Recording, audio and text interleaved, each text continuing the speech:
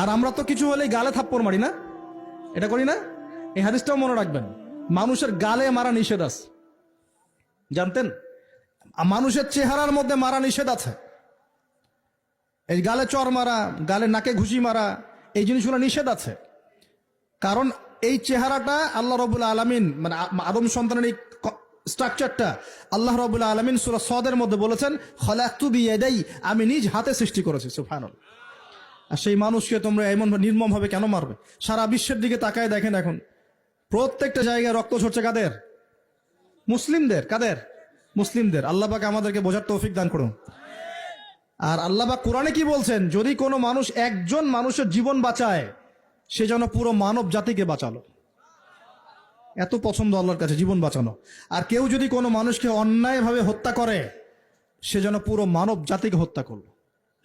আল্লাহ আমাদেরকে হেফাজত করুন। এখন খুন খুব সহজ হয়ে গেছে, মারামারি খুব সহজ হয়ে গেছে। হ্যাঁ, ভাই ভাইকে হত্যা করতেছে, ছেলে বাবাকে হত্যা করতেছে, বোন বোনের সাথে ভাইয়ের দ্বন্দ্ব, ভাই বোন মারামারি, প্রতিবেশী মেয়ে নিয়ে, সম্পত্তি নিয়ে, মাদক নিয়ে, কিশোর গ্যাং নিয়ে, কত কি হচ্ছে এখন। মানুষের জীবন সস্তা হয়ে যাচ্ছে না এখন? আল্লাহ পাক এগুলো কিয়ামতের আলামত। নবী সাল্লাল্লাহু আলাইহি ওয়াসাল্লাম বলেছেন, ওয়াল হারাজ, কিয়ামতের আগে আগে হারাজ বাড়বে। হারাজ, সাহাবীরা বলছেন মাল হারাজ, হারাজ কি ইয়া রাসূলুল্লাহ? তিনি বলছেন আল কতল, গণহত্যা বাড়বে, গণহত্যা। কিয়ামতের আগে আগে খালি গণহত্যা বাড়বে। দেখছেন না এখন?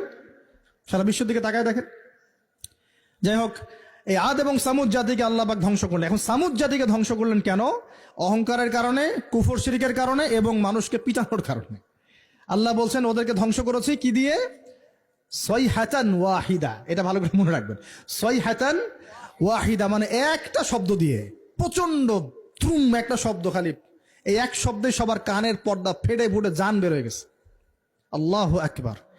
এক শব্দে মানে ওদেরকে আলটিমেটাম দেওয়া হয়েছিল, তোমরা কি ফিরে আসবে? ওরা বলছে যে কি শাস্তি আসো নিয়ে আসো। তখন আল্লাহ পাক বলছেন 3 দিন সময় দিচ্ছি, 3 দিন যা করার করে নাও। এই 3 দিন যে আল্লাহ সময় দিয়েছেন, এই 3 দিনে ওরা তওবা করে ফিরে আসে নাই, বরং এই 3 দিন ভোগ বিলাস করেছে। একদম পশু জবাই করেছে, খেয়েছে, মেয়েদেরকে নাচিয়েছে, মদ পান করেছে। 3 দিন ভোগ বিলাস ফুর্তি করেছে। মানে 2 হাতে যা পাও হাত পেতে নাও, এরকম চিন্তা। যা আছে এখন লুটে খাও, পরেরটা পরে দেখা যাবে। এই চেতনা আমাদের মধ্যে আছে না? অনেকের মধ্যে। যা আছে এখন ভোগ করে নাও, কালকে যা হবে দেখা যাবে। হ্যাঁ, কালকে যা হবে দেখা যাবে, এখন যা আছে নাও, ভোগ করো। এই চিন্তা ছিল ওই 3 দিন সামুদ জাতির। ওরা ভোগ বিলাসে লিপ্ত হলো। হঠাৎ সকালবেলা দ্রুম শব্দ, পুরো বিশ্ব, ওদের পুরো রাষ্ট্রটা কেঁপে উঠলো এবং সবগুলো মারা গেল। একটা শব্দে সব মারা গেল। সূরা কমার পরে দেখেন, সয়হাতান ওয়াহিদা, একটা মাত্র শব্দ দিয়ে আল্লাহ ধ্বংস করেছেন। তার মানে আল্লাহ ধ্বংস করলেন পানি দিয়ে, আল্লাহ ধ্বংস করলেন বাতাস দিয়ে, এবার ধ্বংস করলেন শব্দ দিয়ে, বিদ্যুতের শব্দ দিয়ে। কেন ধ্বংস করলেন? পাপগুলো মনে রাখবেন, অহংকার, কুফর, শিরিক, আর কি? হিংসা। তারপরে বললাম এই যে কি, মানুষকে মারা। হ্যাঁ, শয়তানের তাবেদারি, মানুষকে মারা, এগুলো মনে রাখবেন। পাপগুলো মনে রাখতে হবে মাথার মধ্যে, কোন কোন পাপ, এবং এগুলো থেকে বাঁচতে হবে আমাদেরকে ইনশাআল্লাহ। আর একটু সামনে যাই। বিরক্ত হচ্ছেন নাকি? আচ্ছা, আলোচনা একটু লম্বা হলো, সমস্যা আছে? আচ্ছা, এখন সামনে আসি। এরপরে আসছে একটা বিশেষ জাতি, তার নাম লুত। কি নাম? নাম শুনছেন আগে? আচ্ছা, এই কম আবার আজীব কম, আজীব মানে এ কম এমন কম, এরকম কম পৃথিবীতে জীবনে ছিলও না, আসেও নাই। সূরা আনকাবুতে আল্লাহ পাক বলছেন ওয়ালুতন, লূত আলাইহিস সালামের কথা। ইয ক্বালা লিকওমিহি, যখন সে তার কওমকে বলল, হ্যাঁ, আইন্নাকুম লাতাতুনাল ফাহিশাতা মা সাবাকাকুম বিহা আহাদাম মিনাল আলামিন, হে আমার কওম, তোমরা কি এমন পাপ করতে যাচ্ছ যে পাপ এই মহাবিশ্বের জীবনেও কেউ কখনো করে নাই? আইন্নাকুম লাতাতুনা রিজাল, তোমরা কি পুরুষের কাছে যাচ্ছ যৌন তৃপ্তি নেওয়ার জন্য? আস্তাগফিরুল্লাহ।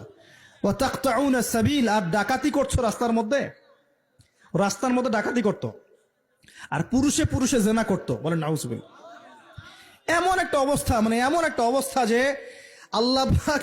আল্লাহ পাক ওদেরকে শাস্তি দেওয়ার জন্য 2 জন ফেরেশতাকে পাঠিয়েছেন। একজনের নাম জিবরাইল আলাইহিস সালাম, একজন হচ্ছে মিকাইল আলাইহিস সালাম। এখন তারা এসেছেন লূত আলাইহিস সালামের বাসায়।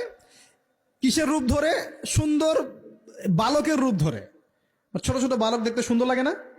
ছোট ছোট কচি কাঁচা বালক দেখতে সুন্দর লাগে না? তো এই রূপ ধরে 2 জন ফেরেশতা আসছেন, উদ্দেশ্য এদেরকে শাস্তি দিবে। এখন এরা কি করছে জানেন? এরা লূত আলাইহিস সালামের বাসায় গেছে, বাসায় গিয়ে বলছে যে তোমার ওই যে মেহমান ওদেরকে নিতে আসছি। এবার লূত আলাইহিস সালাম বলছেন যে হ্যাঁ উলাই বানাতি ইন কুনতুম ফাইলিন, আরে তোমরা যদি চাও আমার মেয়েদের মধ্যে আমার মেয়েদেরকে বিয়ে করে নাও, পারলে তোমরা আমার মেয়েদেরকে প্রয়োজনে বিয়ে করে নাও, আমার মেহমানদের সামনে আমাকে অপমানিত করো না। আলাইসা মিনকুম রাজুলুন রশিদ, তোমাদের মধ্যে কি একজন ভালো মানুষও বাকি নাই? এখন এদেরকেও তোমরা চাচ্ছ যৌনতা নিবারণ করার জন্য? আলাইসা মিনকুম রাজুলুন রশিদ, তোমাদের মধ্যে কি একটা ভালো মানুষও বাকি নাই? তখন এরা বলছে, লূত আলাইহিস সালাম কওম বলছে যে তুমি তো খুব ভালো করেই জানো, ওয়াইন্নাকা লাতা'লামু মা নুরিদ, তুমি তো খুব ভালো করেই জানো যে আমরা আসলে কি চাচ্ছি। তোমার মেয়েদের ব্যাপারে আমাদের কোনো আগ্রহ নাই, তোমার মেয়েদের ব্যাপারে আমাদের কোনো আগ্রহ নাই, আমরা এই ছেলেগুলোকে চাচ্ছি। নাউযুবিল্লাহ, চিন্তা করতে পারেন? এবার ফেরেশতার দুজন বলছেন যে লূত তুমি চিন্তা করো না, তারা তোমার কাছে আসতে পারবে না, তাদেরকে ইন্না মাউইদাহুমুস সুবহ, তাদেরকে সকাল পর্যন্ত সময় দেয়া হয়েছে। আলাইসা সুবহু বিকরিব, সকাল কি কাছে নয়? আল্লাহ বলছেন।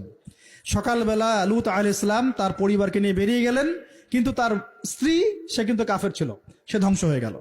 লূত